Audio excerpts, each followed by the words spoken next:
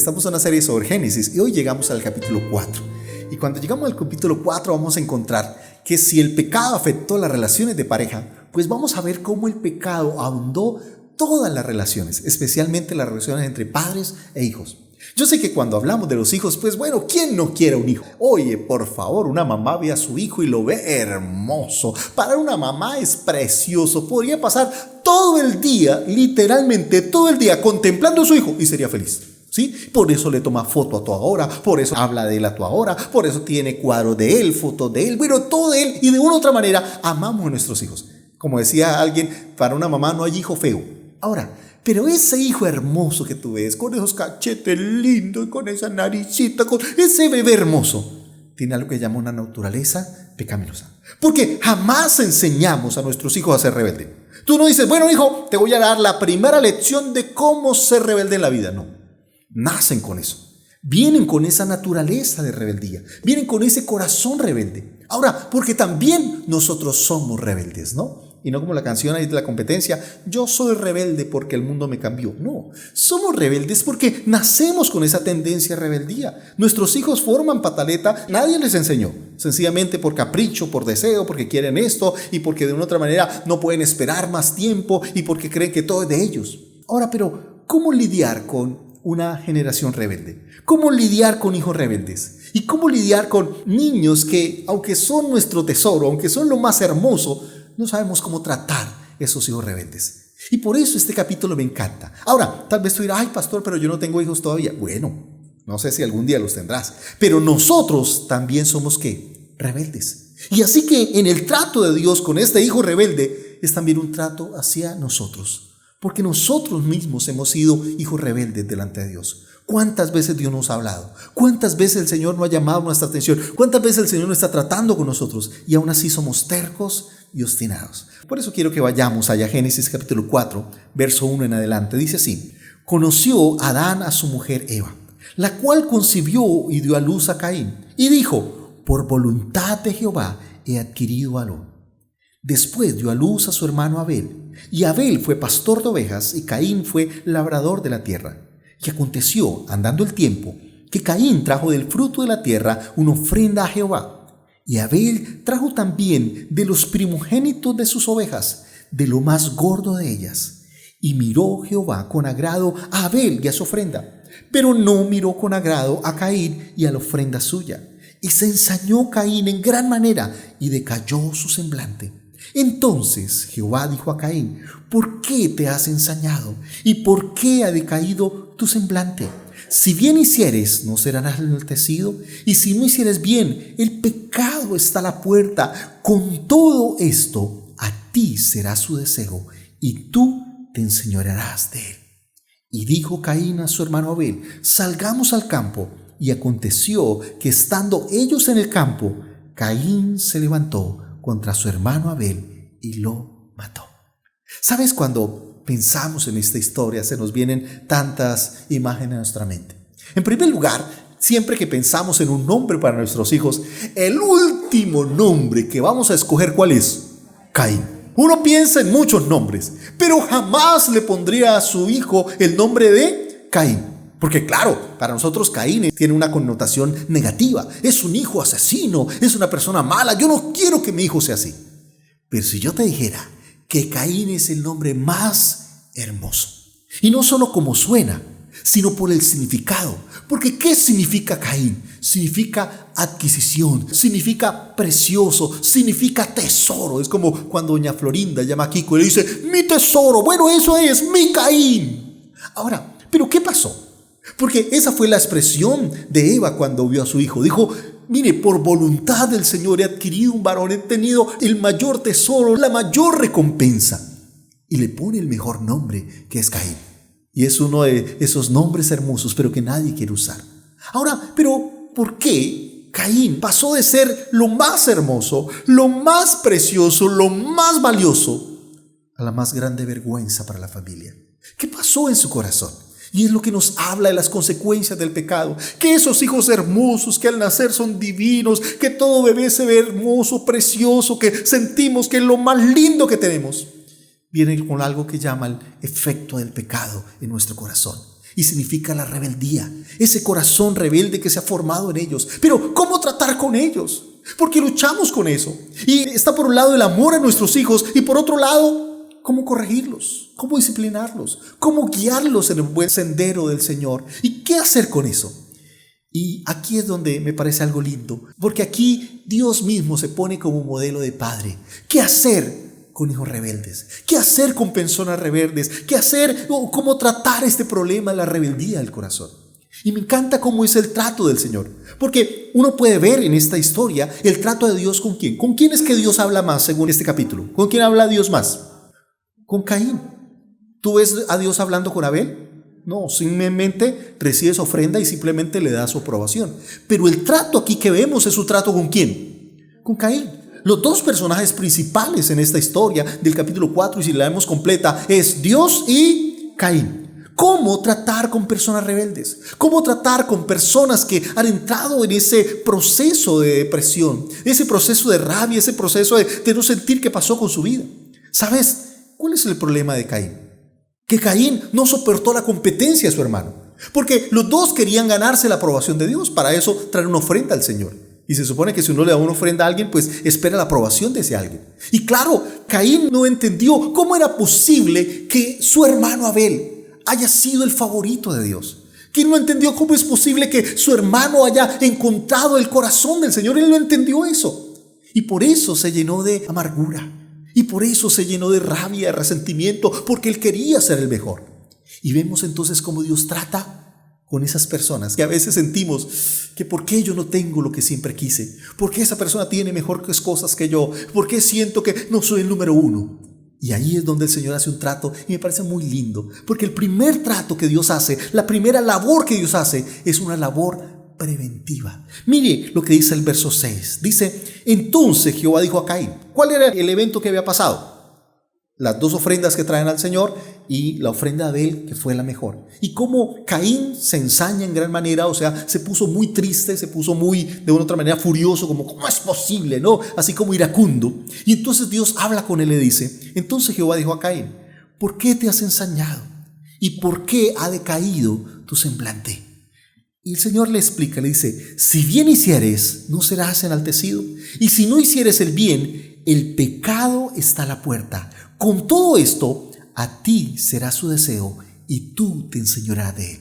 Oye, me encanta cómo el Señor, antes de que haga algo malo, antes de que cometa un error, antes de que tome una mala decisión, el Señor, ¿qué hace? Prevenirle, enseñarle. Sabes, a veces como padres no tenemos esa tarea preventiva. Simplemente somos reactivos. Esperamos que ocurra la cosa. Esperamos que el niño caiga en las drogas. Esperamos que la niña quede un poquito embarazada. O esperamos que las cosas se den para, tratar de darle la juguetera o darle tal vez el castigo que quisimos siempre darle. Y uno dice, no, por favor, disciplina no es lo que tú haces cuando tomas una vara. Disciplina no es lo que tú haces cuando tomas una correa. Disciplina viene de la palabra discípulo, que significa enseñar o formar. Y nosotros no tenemos una tarea preventiva. Y por eso me encanta que el Señor, antes de que Caín haga algo malo, primero se acerca a enseñarle. Y le dice, mire Caín, hay dos opciones, o tienes dos opciones en la vida. Una es, aprendete de tu hermano. Tu hermano lo hizo bien. Qué bueno que él sea tu inspiración y tu modelo. O la otra es peligrosa. Y por eso dice, el pecado está a la puerta. ¿Qué es una puerta?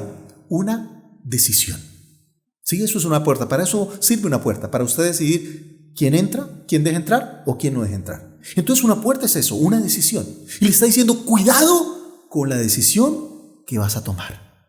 Porque puedes decidir aceptar que la ofrenda de tu hermano fue mejor, alegrarte por eso y tomar de ejemplo, o la otra decisión que él tomó, que es acabar con tu hermano. Entonces el Señor le está dando un consejo maravilloso. Le está diciendo, ten cuidado con las decisiones. ¿Sabes qué lindo que el Señor siempre está ahí para advertirnos? Qué lindo que ha dejado su palabra para mostrarnos el camino. Qué lindo que el Señor está ahí en esa tarea preventiva. Alguien decía, es mejor un gramo de prevención que un kilo de curación. Y qué bueno que nosotros como padres tengamos esa tarea preventiva enseñándoles. Por eso la palabra del Señor dice, instruye al niño en su camino. Y aun cuando fuere viejo, ¿qué dice? No se apartará de él. Porque esa es la tarea de un padre. Es una tarea ¿qué? Preventiva. Es una tarea en la cual le enseña los peligros, las cosas que pueden pasar, las consecuencias de las decisiones que puede tomar. Y por eso vemos al Señor aquí previniendo la vida de Caín. Ahora, pero también que nos enseña este pasaje, que el hecho de prevenir, que el hecho de enseñarle a mi hijo no garantiza que él va a tomar buenas decisiones. Mire, y yo creo que esa es parte de la dificultad. ¿Cuántos versículos en Proverbios están dirigidos a los padres? Yo he encontrado muy poquitos. No pasan de 5 proverbios están dirigidos a los padres. ¿Y cuántos proverbios están dirigidos a los hijos? El 90 y algo %. ¿Por qué? ¿Qué es lo que más repite Proverbios? Oye, hijo mío, no olvides, hijo mío, atiende, hijo mío, la instrucción de tu padre. Porque lo que está diciendo Proverbios es que de nada sirve un padre que enseñe si no hay un hijo que oye. Y por eso la mayor responsabilidad no la pone en el padre, la pone en ¿quién? En el hijo. Es el que mal le está repitiendo. Entonces uno ve aquí que Dios mismo es el que está aconsejando a Caín. Pero Caín hizo caso. Caín atendió el consejo del Señor. Caín entendió el mensaje que le estaba diciendo el Señor, previniéndole lo que pudo haber pasado o lo que podía pasar. No. Caín decide tomar la justicia por su cuenta. Caín decide acabar con la competencia porque no soportó que su hermano lo hiciera mejor. Entonces, matémoslo y con eso la única ofrenda será la mía. Y es en ese momento en el cual el Señor ahora tiene que intervenir. Y yo sé que a veces nos sentimos mal, ¿no? Porque sentimos, ay, pastor, pero si yo le dije, pero yo le enseñé y mire, igual metió las patas, igual se equivocó, igual se fue con los amigos, igual se me escapó. Sí. Nuestra tarea es enseñar, pero eso no garantiza que nuestros hijos van a hacer todo lo que nosotros esperamos. ¿Cuántos consejos tú has dado que tus hijos no han escuchado? ¿Y cuántas cosas que tú sabías que iban a pasar, al final sucedieron? ¿Cuántas cosas que tú advertiste? ¿Sí? ¿Cuántas cosas que la mamá dijo, hija o hijo, si haces esto te va a pasar aquello? Y el hijo aún sabiéndolo, aún escuchando, dijo, esta señora, ese señor cansón, es que no me entiende, es que yo soy joven, es que yo tengo la vida loca. ¿Cuántas cosas terminaron pasando? Y el dolor de un padre es ver que eso que advirtió, que eso que le dijo a sus hijos que no hicieran, terminó pasando. Ahora, la pregunta es, ¿cómo actuar cuando nuestros hijos no escuchan el consejo? Porque terrible cuando un padre no aconseja, cuando espera que pasen las cosas, para ahí sí aconsejar, para ahí sí disciplinar, ya para qué. Pero bueno, lo importante es primero ¿qué? Prevenir. Lo importante es enseñar, es como dice la Biblia, instruir. Ahora, ¿qué pasa cuando instruimos? ¿Qué pasa cuando enseñamos y nuestros hijos no oyen el consejo y hacen todo lo contrario a lo que nosotros les dijimos? ¿Qué hacemos? Oye, todo padre se siente ofendido en su orgullo. Y lo primero que hace, ¿qué es? Castigar, y le quito el celular y le encierro en el cuarto, o en otros casos que es más triste, empieza la violencia, el castigo violento. Pero ¿cómo el Señor nos enseña de cómo tratar? Porque mire, ¿cuál fue el problema que hizo Caín? ¿Qué hizo Caín? ¿Qué fue lo malo que hizo? ¿Dejó un poquito embarazada a la novia o algo así? ¿Perdió un año en la universidad? ¿O un semestre en la universidad? ¿O un año de colegio? ¿Cuál fue el pecadito que cometió? Nada más y nada menos que matar ¿a quién? A su hermano. Por favor, ¿qué hay peor error? ¿Qué hay peor decisión que esa? ¿Qué peor problema que ese que cometió Caín? Ahora, a veces uno se ofende porque el hijo, no sé, le partió el vaso, porque le regó la comida y entonces el papá se encoleriza y siente que cometió el mayor crimen del mundo. Pero el tema es, Caín sí cometió un crimen terrible. ¿Y cómo el Señor trata con Caín? Y esto nos enseña a nosotros como padres. Porque a veces nosotros somos explosivos y por cositas pequeñas explotamos de una manera iracunda, de una manera incontrolable, de una manera desproporcionada. ¿Cómo es que el Señor trata algo que sí es grave? No sé si me estoy explicando. Porque que el niño se tomó la sopa, pues vaya y venga, ok, hay más. Pero esto es algo que no se puede resolver, ¿sí? Es la muerte de alguien. ¿Y cómo el Señor trata esto que es grave? ¿Qué dice la Biblia? Verso 9. Y Jehová castigó a Caín, dice eso, y cogió una correa y tome para que aprenda, ¿verdad? No, ¿qué dice la Biblia? Y Jehová dijo, wow. Dios no llega con castigos, Dios llega primero con palabras. ¿Y cuál es la palabra que le da? Dice, dijo a Caín, ¿dónde está tu hermano Abel? ¿O dónde está Abel tu hermano? Oye, pregunto, ¿acaso Dios no sabía dónde estaba? ¿Acaso Dios no sabía lo que había pasado? ¿Por qué la pregunta del Señor? ¿Qué estaba esperando el Señor? ¿Qué estaba esperando? Dos cosas. Primero, que confesara, que dijera: Dios, perdóname, me equivoqué, tenía tantos celos, tanta envidia, sentía tanta rabia en mi corazón que no sabía cómo controlar mi ira, y entonces diseñé un plan perverso y maté a mi hermano. Eso es lo que el Señor estaba esperando. Y por eso el Señor pasa de la prevención pasa a la tarea o la labor de perdonar y restaurar. Dios le está dando la oportunidad a Caín de que confesara, que se arrepintiera, y así es Dios con nosotros. Mire, hay algo lindo del Señor que dice: no nos has pagado conforme a nuestros pecados, no nos has tratado conforme a nuestras iniquidades, porque Él es lento para la ira y grande en misericordia. Mire, Juan decía en su primera carta, capítulo 1, dice: el que diga que no ha cometido pecado es mentiroso, hace a Dios mentiroso y la verdad no está en él. Pero dice: pero si confesamos nuestros pecados, Él es fiel y justo para perdonarnos y limpiarnos. ¿Qué estaba esperando Dios de Caín? Que él confesara, que se arrepintiera y corrigiera su mal camino. Y tal vez es lo que Dios espera de nosotros. A veces como padres no damos la oportunidad de que el niño cambie. Sencillamente desahogamos nuestra ira y empezamos a castigar. Sílaba, golpe, ¿no? ¿Usted por qué hizo eso? Y le pegamos. Y fuera de eso, y le decimos con todo el nombre y apellidos, ¿ok? Ahora, lo bueno de tener un nombre corto es que son 2 golpes, O, B. Pero cuando tú tienes un nombre grande, Claudia del Pilar de la Santísima Trinidad, Asunción, mejor dicho, aquí no se acaba con el chingo. Porque creemos que eso es: el niño se equivocó, corremos a castigarlo, corremos a disciplinarlo, ni siquiera socializamos, ni siquiera hablamos. Y por eso el Señor, mire, haciendo un acto terrible, porque lo que hizo Caín, por favor, es terrible, es asesinato, es homicidio. ¿Saben? Nosotros somos tan crueles, ¿no?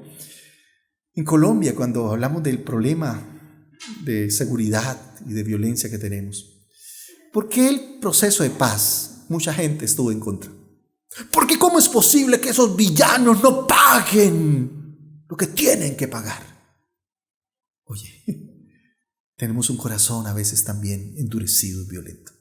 Porque lo primero que el Señor hace es tratar con Caín y darle la oportunidad de que se arrepienta de su acto. Y por eso la tarea de un padre no es llegar a castigarlo, es llegar a perdonarlo y llegar a restaurarlo.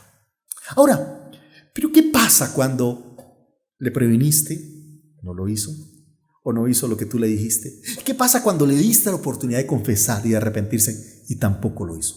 Porque, ¿cuál fue la respuesta de Caín? ¿Qué dijo Caín? Y él respondió: no sé. Mentira. Y no solamente dice eso: ¿soy yo acaso guarda de mi hermano? ¡Wow! Y casi que la respuesta diría: sí, tú eres guarda de tu hermano, tú eres responsable de tu hermano, y sí sabes lo que hiciste. Así que las 2 frases que responde las dos son contrarias, porque sí sabía y sí es guarda de su hermano. Todos somos hermanos los unos de los otros y debemos velar los unos por los otros. Ahora, ¿qué pasa entonces cuando yo no aprovecho el perdón, no aprovecho la misericordia de Dios, cuando abuso de esa misericordia? Porque sí, Dios es un Dios de misericordia, pero Dios también es un Dios de justicia. Dios es un Dios que también trae juicio a nuestra vida, que permite las consecuencias también de nuestros actos. Entonces aquí encontramos la otra tarea del Señor, y es esa tarea que tiene que ver con la disciplina, ahora sí, con el castigo. ¿Y cuál es el castigo que Dios le da? Dice la Biblia, el verso 10, dice: y él le dijo: ¿qué has hecho?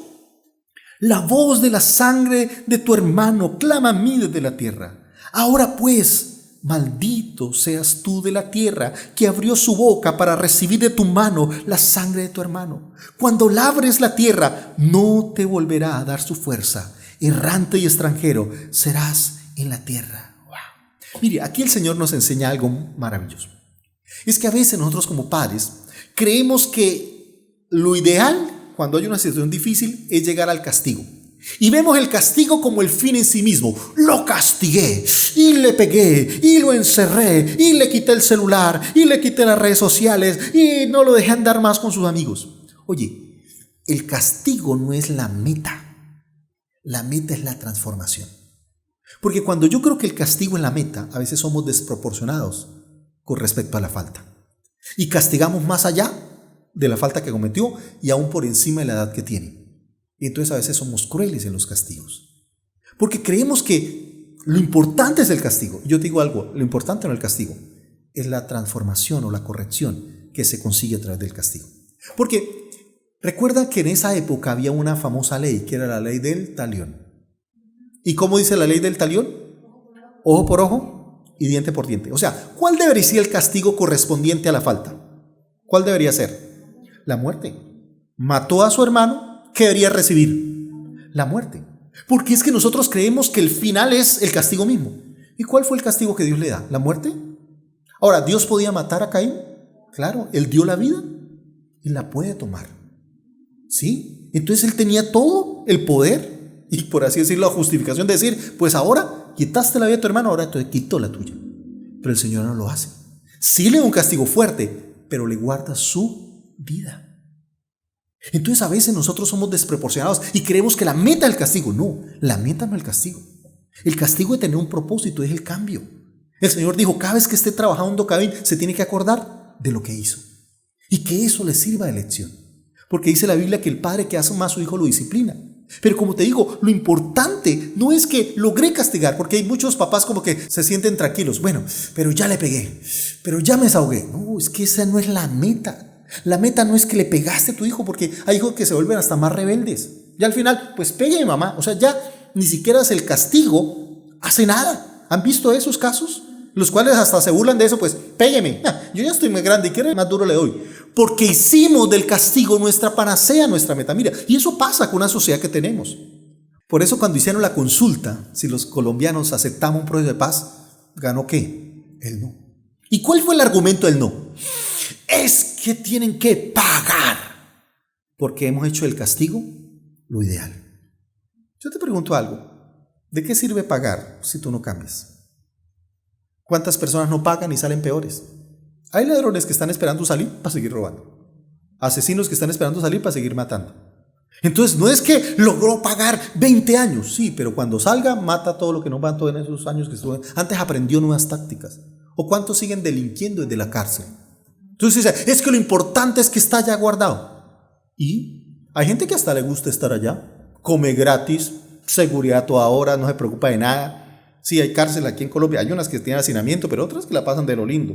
Y si son políticos que robaron a miles, tiene casa por cárcel, mejor todavía. O sea, entonces hay gente que dice, uy, no, es más, se ofenden por el castigo, ¿no? Mire, toda la ofensa que ha pasado con el tema del expresidente.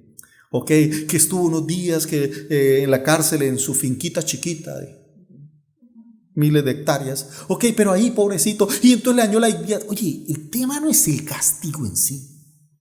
Es que jamás he visto que un político, que un ladrón reconozca su pecado, se arrepiente y cambia. Dice, por eso la Biblia dice, el que confiesa su pecado y se aparta, alcanza la misericordia. Mire, yo sé que si Caín hubiese dicho, sí, Señor, me equivoqué. Sí, Dios le hubiese dado un castigo, pero sería un castigo con misericordia. ¿Por qué? Porque el propósito de la disciplina es que cambiarnos. El propósito de la disciplina no es hacernos sufrir, no es el sufrimiento por el sufrimiento, no es que mi hijo lloró, no es que yo encerré a mi hijo, no, es que eso le sirvió de aprendizaje. Entonces, la disciplina debe estar acompañado, ya le dije, disciplina es discipular, de enseñanza, es que él aprenda. Mire, un ejemplo de eso es David. David también, y eso que era conforme al corazón de Dios. Y David dice en la Biblia que estaba ahí en el palacio, todos los hombres estaban en la guerra, y de pronto vi una muchacha bañándose, como Dios la trajo al mundo. Ahora, ¿por qué está bañando así? Porque claro, todos los hombres estaban, se supone que en la guerra, solo había mujeres, y ancianos y niños, o sea, llegó como cuando las mujeres están solas, están liberadas, ¿sí? Es mucho mejor. Ahora, ¿el tema cuál es? Que a David le entró una ganas de bañarse, pero acompañado también. Entonces no solamente está con la vecina, mata al esposo de la vecina porque era casada, o sea, terrible. Pero cuando el Señor lo confronta, ¿qué tú, David, que no tuvieron los demás? Que no tuvo ni el hombre ni la mujer, que no tuvo ni Caín. ¿Qué tuvo David? La capacidad de reconocer su pecado. Cuando Dios confronta, ¿qué dice? Señor, es mi culpa. Dice, pequé. Si tú miras el Salmo 51, ¿en algún momento le echa la culpa a ella? En algún momento dice, ay Señor, es que estos cargos que tú me das son terribles, es que todos los reyes hacen eso. Todos los reyes se acuestan con la mujer que quieren. O puede haber dicho, pero es que esa muchacha me sedujo, es que uno es hombre, es que el diablo es cochino, la noche oscura, la vaca negra y yo que no veo. No, es que tantas curvas y yo sin freno. No es que tocó, pastor, porque es que uno es hombre. Y esa es como la excusa, no es que tocaba, ¿qué más se hace ahí? Si yo no hago nada dirán que, ¿sabes qué es lo lindo de David? Que David dice, Señor, fue mi rebelión, fue mi culpa. Es más, hay un salmo hermoso que dice, mi pecado te declaré y no encubrí delante de ti mi iniquidad. Y tú perdonaste mi maldad y limpiaste mi pecado. Y qué lindo que en ese salmo David sigue diciendo, por tanto orará a ti todo santo. Entonces, ¿qué es un santo? No es el que no parte un plato. Un santo es el que reconoce sus pecados, el que se aparta y alcanza la misericordia de Dios. Entonces, ¿qué nos enseña esto de Dios? Que Dios no disfruta castigarnos. Que Dios lo que busca a través de la disciplina es transformarnos. Ahora, cuando David se arrepiente, ¿Dios le evita el castigo? No, igual tiene la disciplina. Recuerda que la disciplina la puso hasta él mismo. El Señor le coloca ahí un ejemplo de unas ovejitas de un señor que terminó matando a la oveja del vecino, que solo tenía una en vez de comerse las que él tenía. Y en ese momento David se enfurece y dice, pues tal hombre que hizo eso debe morir y pagar 4 veces. Bueno, el Señor le dice, bueno, no te mato, esa es misericordia. Debería matarte, pero no lo hago. Pero sí la vas a pagar 4 veces. Y él paga ese acto con 4 de sus hijos. El primero que muere es su bebé. Ahora, ¿sabes qué encuentra uno aquí? ¿Por qué el Señor aún permite la disciplina de David? Ay, pero si se arrepintió. Porque la disciplina es necesaria para que nosotros cambiemos. ¿Cuándo usted vuelve a ver a David buscando ahí mujeres a ver quién está por ahí? Nunca más. Él aprendió la lección. Y la disciplina hace falta para remediar nuestra rebelión. Esa rebelión que está en nuestro corazón, esa rebelión que está ahí arraigada en nuestra alma. Necesitamos la disciplina de Dios. Por eso la Biblia dice que debemos soportar la disciplina, porque el padre que ama a su hijo lo disciplina. Entonces es importante entender que así como Dios trata con Caín, trata con nosotros. Entonces el primer trato de Dios con Caín es un trato preventivo. El segundo es un trato perdonador o dar la oportunidad de corrección. El tercero es un trato, ahora sí, de castigo, de disciplina. Ahora, ¿pero qué pasa cuando aún así la disciplina no logra su cometido? ¿Qué pasa cuando ya lo he corregido, cuando pastor ya le he dado el castigo correspondiente a su acto? ¿Qué pasa cuando aún así no cambia? Y aquí vemos el cuarto trato de Dios con Caín, y es un trato protector. Porque mire lo que dice el verso 14, dice que Caín le dice al Señor, he aquí me echas hoy de la tierra, y de tu presencia me esconderé, y seré errante y extranjero en la tierra, y sucederá que cualquiera que me hallare, me matará. Dice la Biblia que Dios le responde, y le respondió Jehová, verso 15, ciertamente cualquiera que matare a Caín, 7 veces será castigado. Entonces Jehová puso señal en Caín para que no lo matase cualquiera que lo hallare. Wow. Qué lindo que lo último que hace el Señor por Caín es protegerle la vida. Por eso te digo, la tarea no es castigarlo. La tarea ¿qué es? Transformar. Y qué bueno que a pesar de los errores de Caín, el Señor aún así extiende su misericordia. Y yo sé que hay momentos en que los padres tenemos que tomar decisiones duras. Cuando una mamá ve que su hijo ya está en las drogas y ya no hay nada que hacer. Que ya por más que le dice, que por más que lo castiga, que por más que le quita, él sigue, ya hay algo que afectó su corazón, su carácter. Y tiene que decir llevarlo a un centro de sanidad, un centro sanatorio, reclusión. ¡Wow! Yo sé que es duro, pero lo hace para protegerle la vida. Porque muchos papás dicen, no, yo amo a mi hijo mucho, nunca lo voy a mandar allá. A veces es necesario.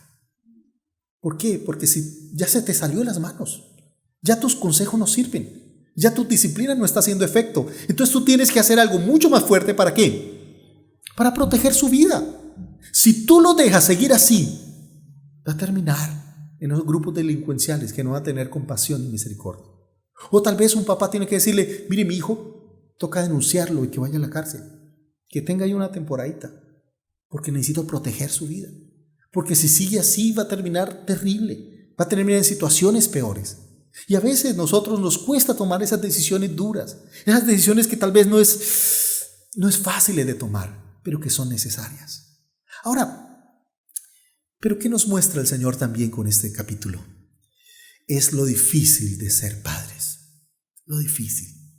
A veces nosotros juzgamos tan a priori y vemos a un chico que tomó una mala decisión, una chica que tal vez, no sé, tomó una mala decisión o un jovencito que cayó, no sé, en la delincuencia o las drogas. Y tan fácil es juzgar a los padres. Decir, qué padres tan malos, uy, cochinos, pervertidos, es que no enseñan, qué mal padres.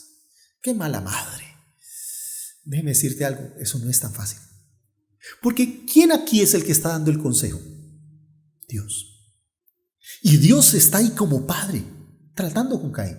Y aún con el consejo de Dios mismo, que es el mejor que cualquiera. Aún así este chico no quiso cambiar. Aún así Caín no quiso corregir su camino. Entonces por eso no juzguemos tan a priori. Por eso en vez de criticar, en vez de señalar esos padres malos, ¿por qué no oras por ellos? ¿Por qué no dices, mire, estoy orando por tus hijos, estoy orando por ti para que Dios te dé sabiduría? Porque no es fácil. ¿Sabes? Porque el hecho de que tú seas buen padre no quiere decir que tus hijos sean buenos. Es más, y también todo lo contrario. Tú puedes ver personas malas que hasta tú odias. Uy, es que esa me cae mal. Y a veces odiamos a sus hijos, que no tienen nada que ver lo uno con lo otro. Una cosa es el odio que sientes por los papás, y otra cosa son los hijos. Porque uno ve, por ejemplo, en los reyes, hubo 3 reyes, uno se llamó Acaz, y Acaz fue un tipo tirano, una cosa mala. No, en serio, es terrible, era un criminal, una muy mala persona. Ahora su hijo fue uno de los mejores reyes de Israel, se llamó Ezequías. Tanto que la Biblia dice que como él no hubo otro. Después de David fue el mejor rey. Tanto así que el Señor le regaló 15 años de vida. Ahora uno diría, con ese padre tuvo que haber tenido un hijo modelo. Pues Tocollaro fue la modelo, porque el hijo de Ezequías fue peor que el abuelo. Si el abuelo se ve malo, el hijo de Ezequías fue perverso. No, todo lo bueno que hizo su padre, el hijo de Ezequías, que se llamó Manasés, como decimos aquí en Santander, lo echó a pique, lo destruyó, lo despilfarró. ¿Sabes? Entonces, no es tan fácil juzgar. Ahora, uno puede ver en la Biblia que a veces Dios sí disciplina a los padres y le reclama por el acto de sus hijos. Por ejemplo, uno ve el caso del sacerdote Elí, ¿recuerdan? Cómo Dios le reclama por no haber estorbado a sus hijos, porque no hizo nada. Pero tú ves aquí en el capítulo 4 de Génesis que el Señor le reclama a Adán y a Eva, que le dice, ustedes mal padres. No le reclama. El Señor no les culpa por el camino que tomó Caín. Entonces, debemos tener cuidado con juzgar, debemos tener cuidado con culpar, debemos tener cuidado con señalar. Oye, ese padre, esos hijos, ten cuidado. En vez de señalar, debemos extender la misericordia. ¿Sabes? La mejor frase que un padre puede escuchar es que alguien le diga, estoy orando por sus hijos, estoy orando por ti. Créame que es de las cosas más hermosas que quiere oír un padre, que alguien le está ayudando, así sea para orar por sus hijos, así sea que le da la mano, que le colabora. Oye, es lo mejor que un padre puede escuchar. Y por eso que Adán y Eva supieron que Dios como padre intervino en Caín. Wow, yo creo que es lo mejor. Y a veces debemos dejar nuestros hijos en las manos de Dios y entender que es el Señor el que los cambia, el que los toca, el que tratará con ellos. Pero no quiero terminar un poco triste en esta palabra, sino que quiero que vayamos allí al versículo 25. Y dice así la palabra del Señor. Y conoció de nuevo Adán a su mujer, la cual dio a luz un hijo y llamó su nombre Set, porque Dios, dijo ella, me ha sustituido otro hijo en lugar de Abel, a quien mató Caín. Y a Set también le nació un hijo y llamó su nombre Enos. Entonces los hombres comenzaron a invocar el nombre de Jehová. Wow. Mire, si Caín fue el hijo de la vergüenza, si Abel fue para Adán y Eva su mayor dolor, porque no hay mayor dolor que ver morir a un hijo. No hay nombre para eso. ¿Sabes? Sed es el hijo del orgullo. Es el hijo del cual debemos aspirar todos como padres. Porque el problema es que como padres creemos que la realización de nuestros sueños es ver a nuestros hijos llenos de dinero. Que la realización de nuestros sueños es ver a nuestros hijos bien casados. Déjame decirte algo. La mayor realización que como padres podemos tener es ver a nuestros hijos invocando el nombre de Dios, sirviendo a Dios, adorando a Dios. Esa debe ser nuestra mayor satisfacción. Que yo haya dejado un legado en mis hijos. Ese legado del temor de Dios, no el dinero. Porque la Biblia dice, ¿qué le sirve al hombre ganar el mundo si perdiere su alma? ¿De qué le sirve estar lleno de dinero, pero ser un déspota, ser una mala persona, tener unos malos hogares, dar una mala vida a su esposa, a sus hijos? Por favor, ¿de qué sirve eso? Porque muchos padres felices, no, y yo logré que mi hijo, mire, tuviera la mejor universidad, tuviera la mejor carrera, que estuviera en la mejor empresa, que tuviera el mayor dinero. Es más, llegó a ser alcalde de Bogotá. Ha sido un poquito tramposo, ¿no? Sí, tal Samuel, y ahora está en la cárcel y está como uno de los mayores políticos corruptos del país. ¿Te imaginas cómo está la mamá? ¿Te imaginas el corazón de ella? Y me imagino que por muchos años Samuelito era lo mejor que tenía. La mejor educación, estudió en las mejores universidades del mundo, ni siquiera del país, del mundo. Los mejores recursos, los mejores relaciones, pero la peor persona. Yo creo que como padres nos equivocamos cuando creemos que es la mejor educación secular, la mejor educación en la universidad, el mejor trabajo, los mejores recursos. No, lo importante es que tenga temor de Dios, porque todo lo demás vendrá por añadidura. Jesús dijo, buscad primeramente ¿qué? El reino de Dios y justicia, y todas las cosas vendrán por añadidura. Entonces entendamos que nuestra mayor meta no es alimentarlos con toda la sopa del mundo para nuestros hijos y verlos los más gorditos y cachetones, porque toda mamá que respete ve a su hijo flaco. No, se está como flaca. No, necesita comer bien. Aliméntese bien, que está ahí desnutrida. No. Tu mayor meta es que tengas el temor de Dios, que tus hijos tengan el temor de Dios en sus corazones. Esa debe ser la mayor meta.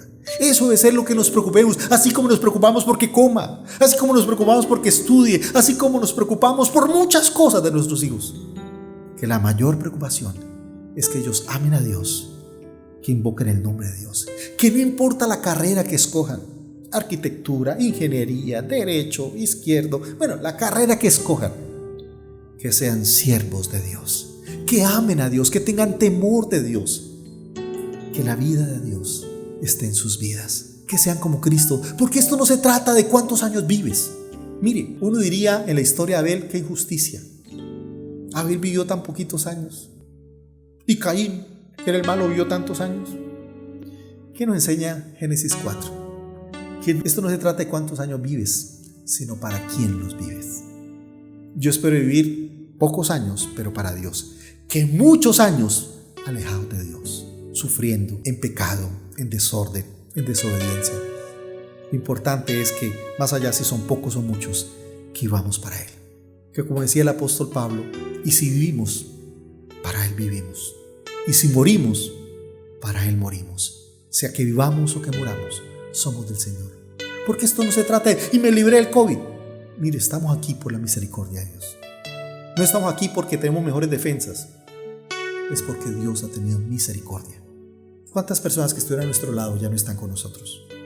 ¿Cuántas personas que aún compartieron con nosotros están en la presencia de Dios? Así que si estamos vivos y si salimos de esta, es por la misericordia de Dios. Por eso yo le digo al Señor, Señor, yo no sé cuántos años voy a vivir, pero solo te pido una cosa, que los años que vivas sean para ti. Si hay un solo año que no vivo para ti, prefiero que no me lo des, prefiero estar en tu presencia, porque estar con el Señor es muchísimo mejor.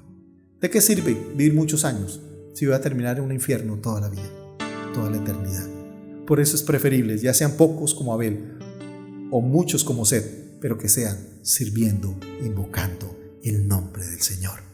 Digámosle, Señor, que podamos entender que la mayor alegría que debemos tener como padres es ver a nuestros hijos adorando a Dios, es ver en nuestros hijos el temor de Dios, ver en nuestros hijos el amor a Dios, el servicio al Señor.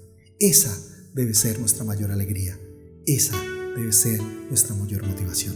Coloquémonos de pie un momento, por favor. Señor, queremos darte gracias por el privilegio que tú nos das de ser padres. Perdónanos, Señor, cuántas veces nosotros hemos hecho una mala tarea. No hemos sido preventivos como tú lo eres con nosotros. Y perdónanos, Señor, porque a veces nos desahogamos tratando de desahogar nuestra rabia, nuestra frustración, nuestro enojo en nuestros hijos. Y los hemos castigado inadecuadamente. Los hemos maltratado. Hemos dado castigos desproporcionados a su falta. Y la meta no es el castigo en sí. La meta es la transformación. Por eso, si la meta es la transformación, debe ser menor a lo que uno creería que debería pagar. Porque esto no se trata de castigar. Esto se trata de transformar. Esto se trata de restaurar. Por eso, Señor, ayúdanos a ser como tú. Ayúdanos a seguir tu modelo. Ayúdanos, Señor, a seguir tu ejemplo, a ser padres conforme a tu corazón. Que podamos, Señor, ser instrumentos de transformación social, ser instrumentos de transformación en nuestros hijos.